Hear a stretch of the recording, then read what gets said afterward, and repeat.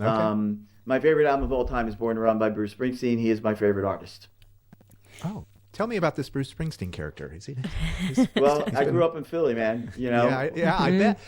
Okay, so did you see him? Like, where'd you see him first? Well, I saw him at the Main Point back in 74-ish, 75 maybe. And so the Main Point, tell me about the Main Point. Main Point was a small venue. It's Springsteen lore at this point. MMR here in Philly, that's the radio station I grew up on, had a DJ, actually had two DJs, one of whom I had the pleasure of working with, a guy named David Dye. David's retired now. David hired me to be the host, to be one of the producers of World Cafe. That was my very first full-time music job here. Mm-hmm. But David Dye was on the radio in Philly with a guy named Ed Shockey. And Ed Shockey, if you ask both of them, Ed, may rest in peace, but if they were both standing in this room and I asked them the question, which one of you played Bruce Springsteen first, they would both say, I did. The reality is it was David Dye who did. That doesn't really matter. But we had two DJs in Philly on MMR, the big rock station here, we were the spring. It was like us, New York, NEW, and I think Kid Leo at MMS, I think back in the day. So, so I knew about Bruce. You know, I saw Bruce Springsteen in Reading, Pennsylvania, actually, when I was in 10th grade. I want to say that was like 74-ish. A friend of mine, his brother went to Albright College. I may have some of the dates wrong here because that was a long fucking time ago. All good. But we went to see Bruce Springsteen at Albright College. And it didn't really touch me then. But then I did see the boss at the Main Point here in Philadelphia on the main line, suburb of Philadelphia, small venue. It's kind of like the Woodstock thing. Millions of people were at Woodstock. Millions of people were at the Main Point to see Bruce, but not everybody was at either. And yeah, so, you know, those early days of Bruce, like he touched me, you know, he spoke to me and he still does, you know? Yeah. So Philly has always been there for the boss. So. Very good. It's like Dave is your kindred, Bruce, kindred spirit. Yeah. 8 hours on Yom Kippur to meet him. Yeah. Did you? That's heavy. That's heavy. Yeah, it was a book signing. Wait, you met Bruce? You met Bruce? They had it was a book signing. It was for his book. His book. And it was on Yom Kippur. Like, you know what? I'll wait in line with these people, and I'll get to get my photo with it. That's all I wanted. Dude, I got a great Yom Kippur story because I'm doing okay. Go ahead. So my first wife was a rabbi's daughter. Okay. And it was Yom Kippur, and he was the rabbi at a really big shul outside of Philadelphia, and we used to spend all our holidays there. Anyway, World Party was a band I loved, never saw, literally was playing on Yom Kippur. Uh-oh. And I figured out a way to get out of going to her house, their house for Yom Kippur. And I've always felt so guilty about that. Good thing you can atone for that every year. Yeah, I guess so, right? So that XY, yeah. So it's but that's way in the past. That's that's way in the past. And totally 100% worth it, wasn't it? It was totally worth it. Yes. Yeah, definitely. So wait, what did you say to the boss? That like you took your picture with him, right? I was like, first of all, I touched his jacket. Oh, this is really soft. This is a really nice leather jacket. I asked him, would you do the same for Elvis? Was like you get like 5 seconds with him. Right, and like, right. would you do? He's like, he thought about it, like, yeah, I probably would. And then he escort me out the building, and that's but that was it. I had my got to touch him for a second. And, Yeah. It's those moments. Yeah.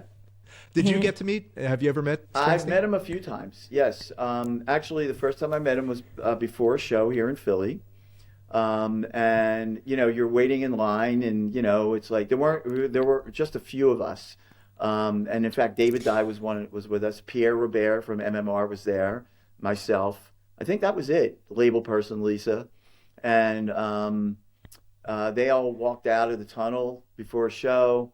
And you're thinking like, what the fuck do you say to Bruce Springsteen, right? And so Lisa introduces us, and she goes, Bruce, this is Bruce. And we were shaking hands. He goes, hey, that's a pretty cool name, man, And I knew he was a big R&B fan. And I very specifically, it like popped into my head. I was like, so what's your favorite Eddie Floyd song? Because I know he used to cover, I think he used to cover Big Bird back in the day, or Hold Your Hand.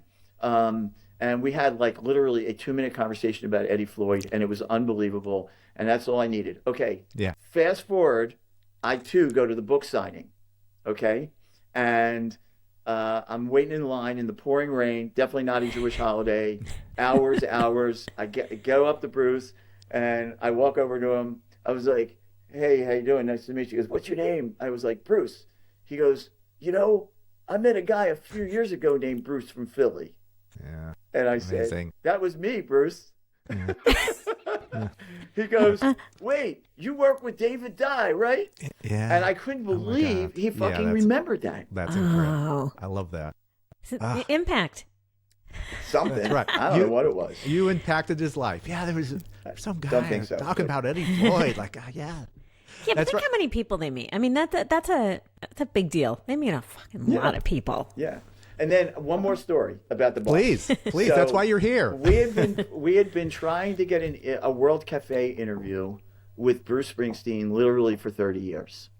So the last record comes out, the Covers album comes out, and we take another run at it, and they finally say yes. Okay, great. So we're going to do an interview with World Cafe with Raina, our host, who's a big Bruce fan, and our producers were out or something, so I actually had to produce the session. I am a producer, right? But I typically don't produce World Cafe sessions. So we set this up, and we have 30 minutes with the boss, and we do sort of like a Zoom check the night before. He's in his studio in Jersey.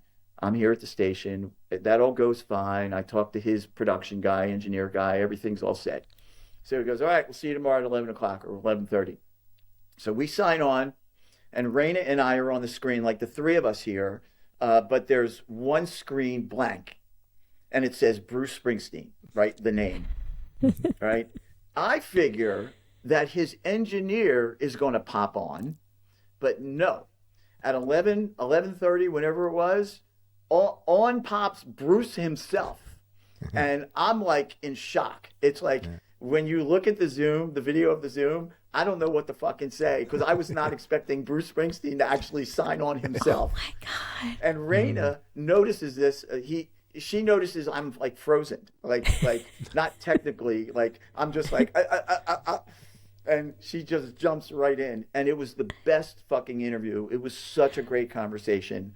And so that was my last sort of interaction with the boss. Did you get your interaction with it? Or like after was it just Raina or did you get to talk with? Oh, I got to talk to him. Yeah, I went off, like I jumped in, how you doing, set it up. Raina, I went off screen. Raina did her thing. Then I jumped back in and we had another, 3 to 5 minute conversation about the album and some other shit. So, That's great. Yeah, it was cool. It was very cool. Yeah. That's so awesome. Yeah. Love it.